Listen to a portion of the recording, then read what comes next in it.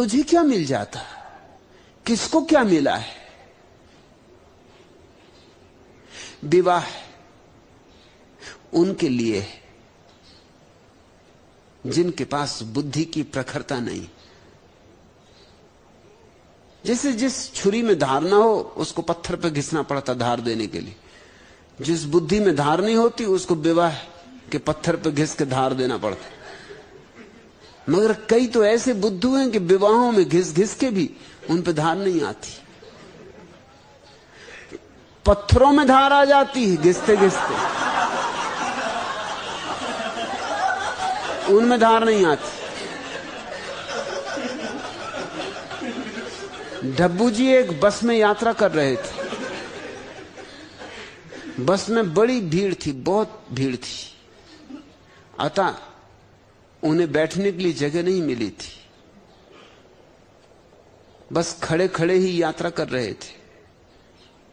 उनके आगे ही एक सुंदर, आकर्षक और कोमलांगी युवती खड़ी हुई थी। अभी घर से पत्नी से पिट के आए थे, मगर लोग सीखते कहां। बस की भीड़ के कारण डब्बू बार बार उस नवयौवना से टकरा रहे थे जानबूझ के, और उन्हें कुछ आनंद भी आ रहा था उस महिला के संस्पर्श में। अंत में जब उस युवती ने देखा कि यह व्यक्ति तो उसे जानबूझकर धक्के मार रहा है, तो उसे बड़ा क्रोध आया और वह क्रोधित होकर बोली, इस तरह महिलाओं को धक्के मारते हुए शर्म नहीं आती? तुम इंसान हो या जानवर? इस पर डब्बू जी बोले, जी मैं इंसान और जानवर दोनों ही हूं। युवती तो बड़ी चौंकी। उसने आश्चर्य भरे स्वर में पूछा, इंसान हो यह तो समझ में आता, मगर जानवर कैसे? डब्बू जी मुस्कुराते हुए बोले, तू मेरी जान, मैं तेरा वर। अभी घर से पिट के आ रहे हैं।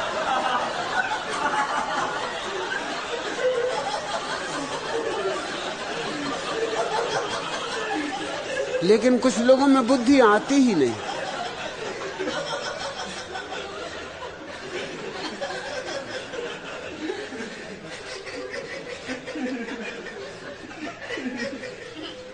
अच्छा हुआ ही ना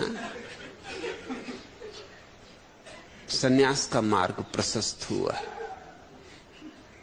और ज्यादा देर मत कर सन्यास लेने में, अन्यथा पिताजी तेरे कोई दूसरा जानवर खोजेंगे।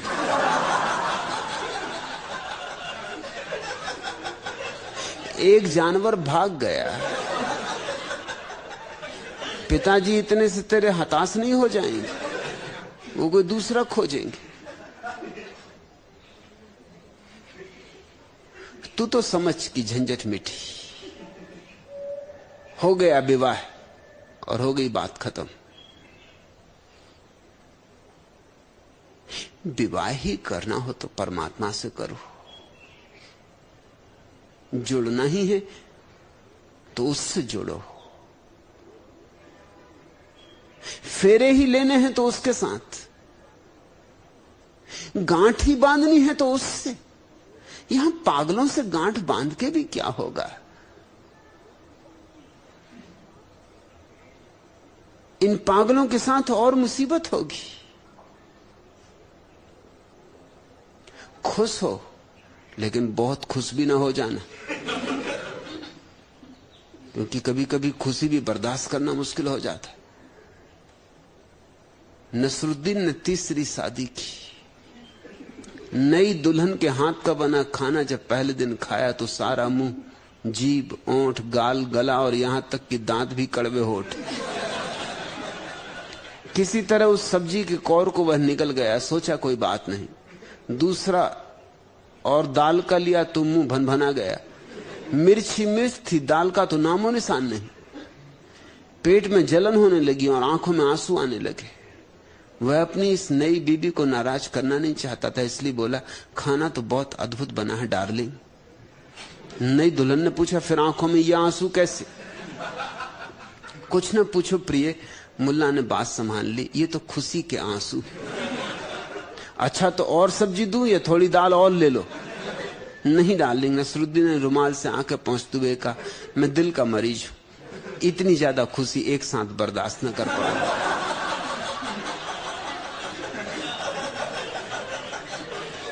अच्छा हुआ ही ना, लोग आएंगे संवेदना प्रकट करने, हंसना, और तू उनसे संवेदना प्रकट करना कि दुखी हो तुम कि तुम्हारा जानवर न भागा।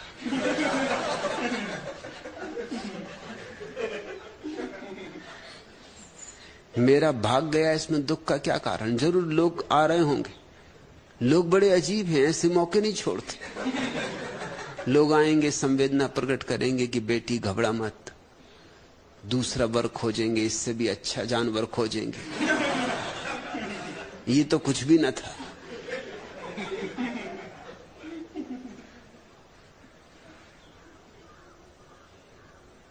वो सोचेंगे कि बहुत बड़ी दुर्घटना घट गई तेरे ऊपर। तू हंसना और उनसे कहना कि कोई चिंता ना करे, मैं नहीं छूट पाती, शायद तेरे थोड़े लगाव थे उस युवक से, इसलिए तू छूट नहीं पाती उससे। वो युवक खुद ही भाग गया, उसका धन्यवाद कर। अपनी झगड़ालू बीबी से तंग आकर मुल्ला नसरुद्दीन ने एक दिन कहा, तुमसे विवाह करके मुसलमान होते हुए भी मुझे हिंदुओं के धर्म ग्रंथों में श्रद्धा उत्पन्न होने लगी। श्री रामचरितमानस में बाबा तुलसीदास ने सच ही कहा है, ढोर गंवार शूद्र पशु नारी ये सब ताड़न के अधिकारी। रामायण की इस चौपाई में मेरी भी पूरी श्रद्धा है, गुलजान बोली, क्योंकि 5 चीजों में से मैं तो सिर्फ नारी ही हूं, बाकी 4 तो आप।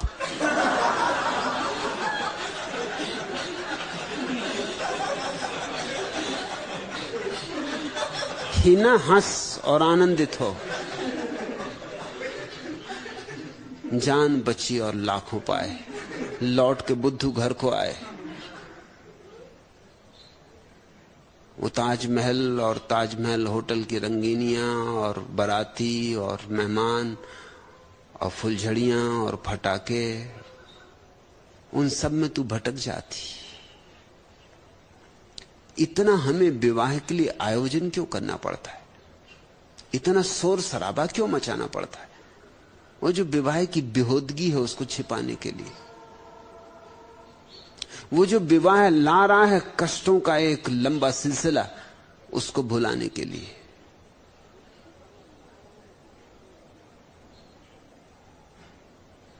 दूल्हा को बिठा देते हैं घोड़े पर, जो कभी घोड़े पर नहीं बैठा, उसको कहते हैं दूल्हा राजा। पहना देते हैं मोर मुकुट, कपड़े पहना देते हैं सम्राटों जैसे, फूल मालाओं से लाद देते।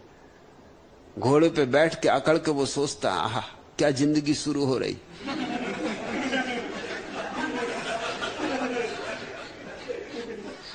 अरे घोड़े से पूछ कि ऐसे कितने बुद्धुओं को पहले भी पार करा चुका है। इसलिए तुमने देखा कि भारतीय फिल्में, शहनाई बजी, घोड़ा चला, बारात निकली, बैंड बाजे बजे, पंडित पुरोहित ने मालाएं पहनाई और एकदम से दी एंड हो जाता। क्यों एकदम शहनाई बजती है और फिर दी एंड, अंत आ जाता? उसका कारण है कि उसके बाद की कथा कहने योग्य नहीं है। उसके बाद जो होता है उससे भगवान ही बचाए। जया, तू तो चिंतित नहीं है, मुझे पता है, लेकिन तेरी चिंता बेटी के लिए स्वाभाविक है। तू तो जीवन के अनुभव से सीखी है, परिपक्व हुई है। तुझे तो एक प्रौढ़ता मिली है, वही प्रौढ़ता तो तुझे मेरे पास ले आई है। उसी प्रौढ़ता ने तुझे सन्यास के जगत में प्रवेश दिलवाया। और दूसरों का सन्यास इतना कठिन नहीं है जितना जया का है, क्योंकि जया के पति सन्यास के दुश्मन है। इसका मतलब है कि कभी न कभी सन्यासी होंगे। दुश्मन है इसका मतलब मुझसे नाता जुड़ गया है, सोचते हैं मेरी, विचार करते हैं मेरी, गालियां देते मुझे, चलो गाली के बहाने, लेकिन मेरा नाम तो लेते हैं। उस नाम में खतरा है। ऐसे सोचते रहे तो नाम घर कर जाएगा। होंगे सन्यासी एक दिन, मगर जया को जितना कष्ट दिया जा सकता है, एक बार तो घर से ही निकाल दिया। तो कोई महीने 15 दिन जया आके आश्रम में रही, बिना कुछ लिए दिए घर से बाहर फेंक दिया कि अगर सन्यासी रहना तो इस घर में नहीं रह सकती। तो जया जानती है कष्ट, लेकिन जया उसके लिए भी राजी थी। तो तुम सोच सकती है हिना कि पति को छोड़ने को राजी थी तेरी मां, बच्चों को छोड़ने को राजी थी तेरी मां, जिनसे उसका बहुत प्रेम है, तुझे छोड़ने को राजी थी और तेरे लिए उसका बहुत लगाव है, लेकिन सन्यास छोड़ने को राजी नहीं थी। तो जो जिंदगी ने नहीं दिया है वो सन्यास ने दिया होगा। अच्छा हुआ तू सन्यासी बन।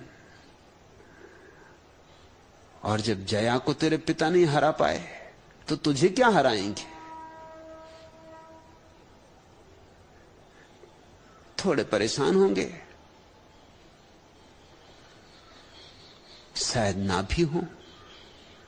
शायद तेरा सन्यास उनके जीवन में भी रूपांतरण का कारण बन जाए।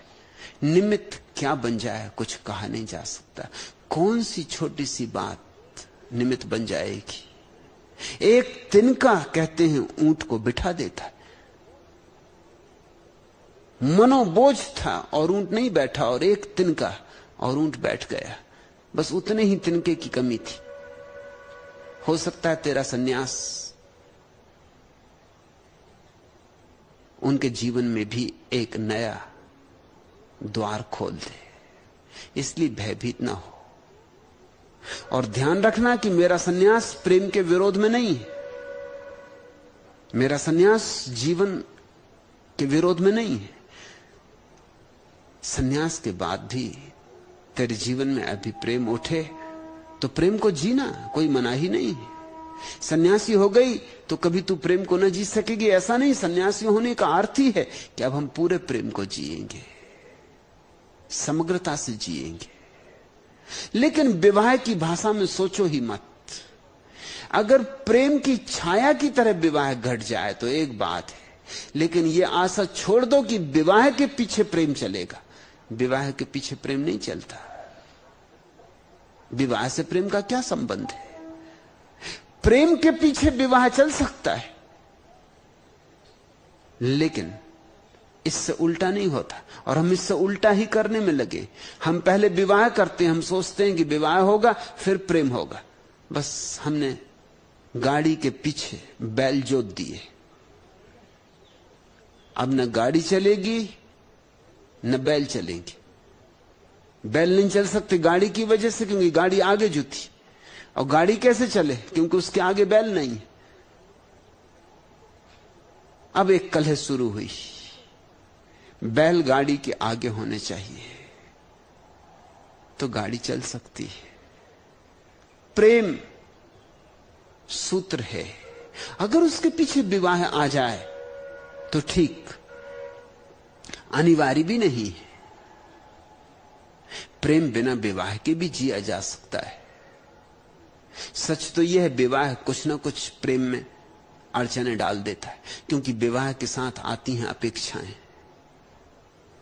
विवाह के साथ आता है आग्रह, विवाह के साथ आता है एक दूसरे पर दावेदारी का रुख, विवाह के साथ आती है राजनीति कि कौन मालिक, कौन प्रमुख। पुरुष समझता है कि वो खास है, स्त्री में क्या रखा है, स्त्री तो नरक का द्वार है। और पुरुष समझता है वो बलशाली है, इसलिए स्त्री को दबाने की हर चेष्टा करता है, मालकियत जमाने की पूरी कोशिश करता है। उसी मालकियत जमाने में प्रेम मर जाता है।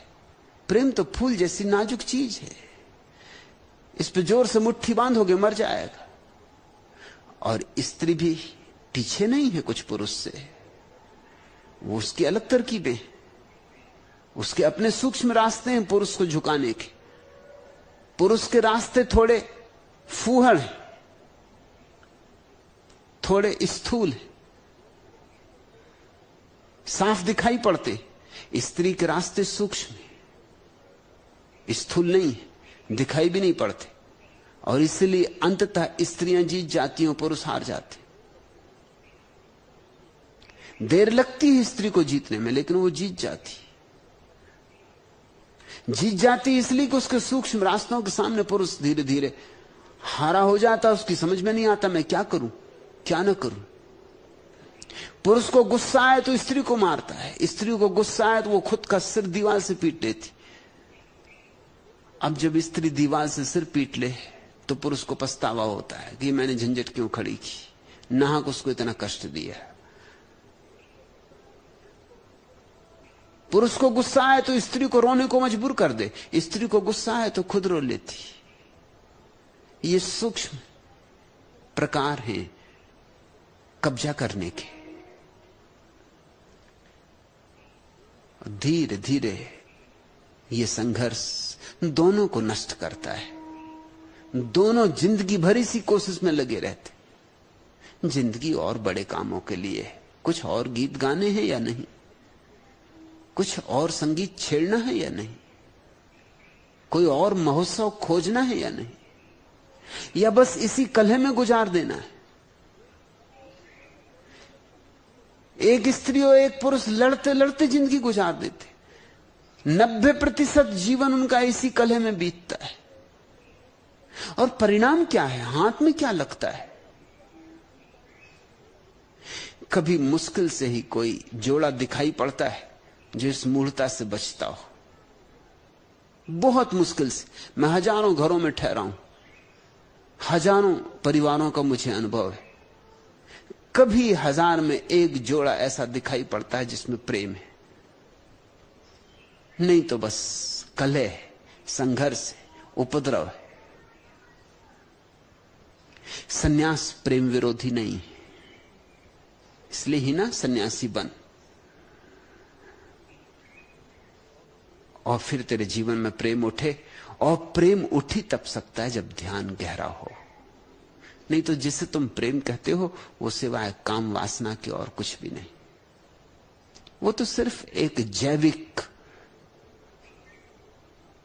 जबरदस्ती है तुम्हारे भीतर, प्रकृति का दबाव है, तुम्हारी मालकियत नहीं। वो कोई प्रेम है? सिर्फ वासना की पूर्ति प्रेम कैसे हो सकता है? और जहां वासना की पूर्ति है वहां कलह होगी, क्योंकि जिससे हम वासना की पूर्ति करते हैं उस पर हम निर्भर हो जाते। और इस दुनिया में कोई भी किसी पर निर्भर नहीं होना चाहता। जिस पे हम निर्भर होते हैं उसे हम कभी क्षमा नहीं कर पाते, क्योंकि जिस पे हम निर्भर होते हैं उसके हम गुलाम हो गए। पति पत्नी से बदला लेता है इस गुलामी का, पत्नी पति से बदला लेती है इस गुलामी का। जहां वासना है वहां बदला होगा, और जहां वासना है वहां पश्चाताप भी होगा, क्योंकि वासना हीन तल की बात है। जीवन का सबसे निम्नतम जो तल है वही वासना का है। तो जब पुरुष किसी स्त्री की वासना में पड़ता है तो उसे ऐसा लगता है इसी दुष्ट ने मुझे इस हीन तल पर उतार दिया। तो जब उसे पश्चाताप होता है उसकी सारी जिम्मेवारी वो स्त्री पर थोपता है। इसलिए तो तुम्हारे ऋषि मुनि लिख गए कि स्त्री नरक का द्वार है। स्त्री नरक का द्वार नहीं है, न पुरुष नरक का द्वार है। कोई दूसरा तुम्हारे लिए नरक का द्वार है ही नहीं। तुम ही अपने लिए नरक का द्वार बन सकते हो या स्वर्ग का द्वार बन सकते हो। और जब स्त्री देखती कि पति के कारण उसे वासना में उतरना पड़ता है, और स्त्रियां ज्यादा देखती हैं क्योंकि स्त्री की वासना निष्क्रिय वासना है, पुरुष की वासना सक्रिय वासना है। इसलिए तो पुरुष बलात्कार कर सकता है, स्त्री बलात्कार नहीं कर सकती। उसकी वासना निष्क्रिय वासना है। चूंकि उसकी वासना निष्क्रिय है इसलिए पुरुष जब तक उसको उकसाए ना, भड़काए ना, तब तक उसकी वासना सोई रहती। तो स्वभावतः स्त्री को ज्यादा लगता है कि इस पुरुष के कारण मुझे वासना में उतरना पड़ता। मुझे कितनी स्त्रियों ने नहीं कहा है कि हम कब छूटेंगे इस क्षुद्रता से, इस देह की दौड़ कब बंद होगी, क्योंकि पति को तो तृप्ति ही नहीं और पति की मांग मिटती ही नहीं, और पति के कारण हमें बार बार इस गर्त में उतरना पड़ता है। कब छुटकारा होगा? स्त्री को कठिनाई ज्यादा होती और पश्चाताप भी ज्यादा होता है। इसलिए कोई स्त्री अपने पति को आदर नहीं कर सकती। किसी ऐरे गहरे नत्थु खैरे को आदर कर सकती, आ जाए कोई मुनि महाराज गांव में, उनको आदर कर सकती। कोई महात्मा, कोई बाबा, कोई भी किसी को भी आदर कर सकती, मगर अपने पति को नहीं कर सकती। हालांकि कहती है औपचारिक रूप से कि पति परमात्मा, मगर वो कहने की बातें, जानती तो ये है कि ये पति के कारण ही मैं बार बार नीचे उतारी जा रही हूं। अगर ये पति से छुटकारा हो जाता, अगर ये पति की वासना मिट जाती, तो मैं भी ऊपर उड़ सकती, मेरे भी पंख लग सकते। स्त्री बहुत पछताती, और पछताएगी तो जिम्मेवार पति को ठहराएगी। इसलिए फिर अनजाना क्रोध भड़केगा, 24 घंटे परेशानी रहेगी, और ये सब अचेतन होगा।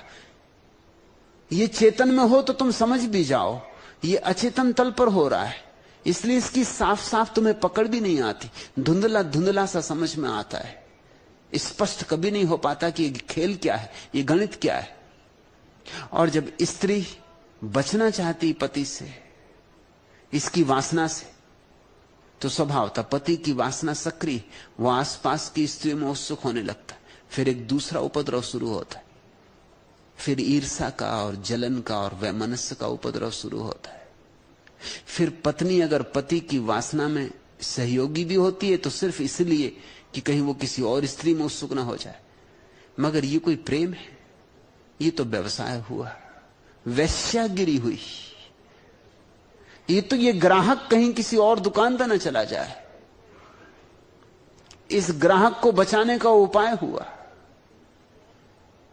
और जहां प्रेम नहीं है वहां ये ग्राहक कितने दिन टिकेगा?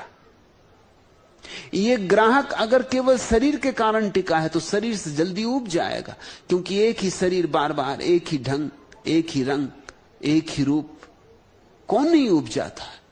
तुम भी रोज एक ही भोजन करोगे तो उब जाओगे, और एक ही कपड़ा पहनोगे तो परेशान हो जाओगे।